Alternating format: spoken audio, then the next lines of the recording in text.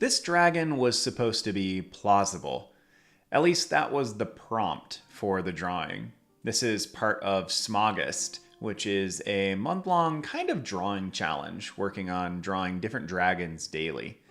The prompt list doesn't seem to be across the board exactly the same, not like Inktober, which we'll be getting into soon. But I started with the idea for this one of how would a dragon exist if it did exist in our world. So I have to immediately depart from the idea that it's breathing fire, unless we're going to go with something like a bombardier beetle. I looked at Tuataras, which are a classification of reptile fairly similar to a lizard. One of the few that people actually forget most of the time. When you think of reptiles, you think of turtles, tortoises, crocodilians, lizards, snakes, things along that line. But tuataras are actually a very ancient form of reptile, one that lives in New Zealand only, if memory serves correctly. They're kind of interesting. They're probably most famous for having a third eye on top of their head to detect sunlight. It's not quite what you think, but it is a sensory organ on the top of their head. And you could understand by looking at something like this, something so ancient that looks a little bit more like a dinosaur or a dragon, how people could stumble upon the inspiration for what we work on today as far as Paleolithic art goes, things that show up in Monster Hunter, and of course, my beloved dragons. So the idea at least started from that point. And then I thought that it would be cute to have its tongue kind of folding over the side of its mouth like we would see a dog or a kind of derpy cat. And so I went with that. The more that I played with it, I suppose the less plausible it seemed. But I think in context, some of that just comes from the fact that we don't know how large the thing is. I should have included something that indicated that I was envisioning this as being the size of a flying squirrel. Something that really could, with just a little bit of wing membrane, soar between trees. I don't envision this creature actually flying, but perhaps gliding from one location to another to get access to some yummy, crunchable birds, or maybe some little insects that it can munch. Besides Smaugust being a prompt list that is specifically focused on dragons, what's the point, though, in focusing on things like this? There are a lot of more elegant or eloquent things that I could be focusing my time on drawing, but dragons are something that I come back to. If you've been watching this channel for any amount of time, you've noticed that I work a lot with robots. And I've joked recently that, I should start introducing myself when people inevitably ask, what kind of art do you work on? Or what kind of artist are you? I should just tell them, oh, I draw dragons and robots. And that initially started off as a joke. But the more that I think about it, that's where a lot of my joy comes from. And a lot of my joy has come from forever, as long as I've drawn things. It's been reptiles and bugs and weird creepy crawlies and robots. And there's nothing wrong with that. Now, I obviously don't make a living drawing those things now, but ironically, I think we live in a world where that is actually a distinct possibility. There are lots of people who teach classes online, who produce videos, who make really cool prints and sell them, and they work on goofy things like this. And even if it never really ends up being something where I'm making, six figures making art like this, which of course it likely won't, I enjoy working on these little things. They bring a joy to my life. And they allow me to continue working even when times are strange or weird. But this little guy is unraveling before our eyes. I already think that he looks really cute. He reminds me of something. He reminds me maybe of one of the dragons from Punk Hazard in One Piece. The ones that Vegapunk resurrected on his, scientific island. If you're unfamiliar with One Piece, it is probably the most popular manga currently running in the world.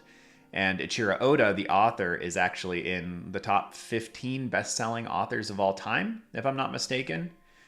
One Piece actually overtook Batman and is now the second best-selling comic of all time, only beat out by Superman. But Superman's been written by a ton of different authors over the years. So One Piece actually is the best-selling comic written by a single author of all time. So if you haven't heard of it, that's okay, but it is kind of a big deal in that world. And I would argue is one of the best stories ever told. There are people on this platform who have gone so far as to call it a modern Odyssey, to relate it to Homer. I'm not sure that I would go quite that far, but if I was being 100% honest, my favorite story is The Lord of the Rings in Tolkien's universe, and One Piece is either second or third to that. So take that as you will, because those are kind of, big accolades, I suppose, from one random person on the internet. This dragon is unfolding, and that's a funny term to use actually, as I've just finished working on the wing, because the wings do unfold. This guy was a little bit lower stress, as was the one above it, which will have shown up in a prior video, I'm sure. Some of the ones as this challenge is going on are getting a little bit more intense. I have this tendency, I don't know, maybe you do as well, but as I start working on a project for a long time, I'm usually pretty rational about my first couple adventures into it. And then as time goes on, things get more intense. The first couple drawings I did for Smaugust were little half an hour, hour and a half drawings. And yet a couple of the ones that I've done in the last couple days, I'm recording this on August 16th, by the way, have taken me, 4 or 5 hours a piece. They're bigger drawings, way more detail. And I don't know what it is. It's almost like I get the reverse of overwhelmed. As I start working on a series or a project, I get excited about things. Maybe I just get in the zone. Maybe I learn how I want to execute, how I want things to come about. Maybe it becomes more streamlined the more I work on it. All of those seem rational, but I always find myself just working on larger scale accidentally as I go on. I ran into this a long time ago when I was trying to do the 100 heads challenge, and I was just working in Photoshop and I had one large document, and I found that every head I made was just a teeny bit larger than the one that came before it. And when I got 30 or 40 heads in, the heads were literally 6 or 7 times larger than the first ones that I'd started with. But I don't know where that comes from. I don't know why I do that. It's just kind of a strange trait, I suppose. But let's come back to the dragons for a second, because I got some recent comments on a video and some decent feedback on a sketchbook session I did a little while ago about art and meaning and the things that you choose to draw, the things that you choose to spend time on. And it seems that my findings in my own life are pretty normal. That there is a stigma to the things that you invest time into, the kinds of drawings you choose to make. I hoped that this was something that I had run into in my life and not something that was ubiquitous, but it seems the more that I delved into that and the feedback that I got from other artists is that we all encounter this, that there are certain things that the group around us has determined as viable and worthwhile to put our time into. If you're drawing the human figure, you're studying anatomy, you're working on landscapes, those kinds of things are seen as respectable in some degree. But if you're going to sit around and draw dragons or robots or anime characters, it's almost like our parents in the corner somewhere, even at my age, are sitting there shaking their heads in shame, like, oh, I just wish I had a daughter or a son who would draw the right things. And what an interesting and strange thing. Like the same group of people, who are not stoked that we're drawing in the first place, then are like secondarily upset that we're not drawing the right things. Like, well, if you're going to be an artist, at least make sure you're putting your time into worthwhile endeavors. Well, who gets to determine if they're worthwhile or not? Is worthwhile determined by the fact that they make money, the fact that they bring joy, the fact that they have purpose? Are you studying things that are respectable? If you dedicated your whole life to drawing plants, people might think you strange, but I think there would probably be a lot of people, who would sit there and go, oh, well, plants are pretty vital to our world. They're a beautiful thing. Maybe they're part of God's creation. Maybe they're this wonderful evolutionary building block that allowed us to be here in the first place. There's a lot of weird justifiable things that you could come up with that are just that. They're justifications. You're creating reasons that maybe exist and maybe don't exist. At the end of the day, though, drawing dragons or robots really isn't that much different. You're investing time into something that from the outside looks quite different, but at a baseline, you're studying things, the world around you, how light functions, three-dimensionality. I find that the more time I spend drawing, regardless of what it is that I'm drawing, my skills level up across the board, and I have a greater appreciation for basically everything. We have to live on this earth. We don't have any other options as far as I'm aware. And so finding little ways to appreciate those things, little ways to take in just a little bit more and enjoy our time here seems beneficial. But the nice part nowadays, like I mentioned earlier, is even if joy is just a piece of what you're working on, and I think it should be. If you're a hobbyist artist, obviously it should be joyful. But if you're trying to become a professional, I've heard some really good feedback from people like Trent Kaniga and Tyler Edlin and Adam Duff recently on the fact that joy has to be a part of it because it's hard. And if you're just trying to get into art to make money, like, your time would be better invested somewhere else. But if your time is being invested in art because it brings you substantial joy and you might like to make some money with it, then you'll probably be okay. But that joy seems like it has to be there. I love going to art shows and to galleries and to looking at people online who are making art. I like traditional art. I like seeing oil paintings and drawings and pastel pieces. They're wonderful. Most of the work I do on this channel is traditional. But I love seeing things that bridge that gap. One of my favorites is when I see traditionally working artists who do things that are really untraditional in topic. There is an artist that we used to get calendars for a while back who just drew donuts and robots, but all of his work, as far as I can remember, was oil and acrylic paintings.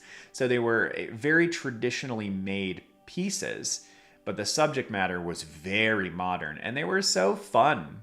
And I love seeing people these days who are able to make a living drawing robots, drawing funny, goofy characters, making vegetables with faces on them. Instagram has so much of this stuff, and it's so cool to see artists on there who do very a-traditional things and are succeeding.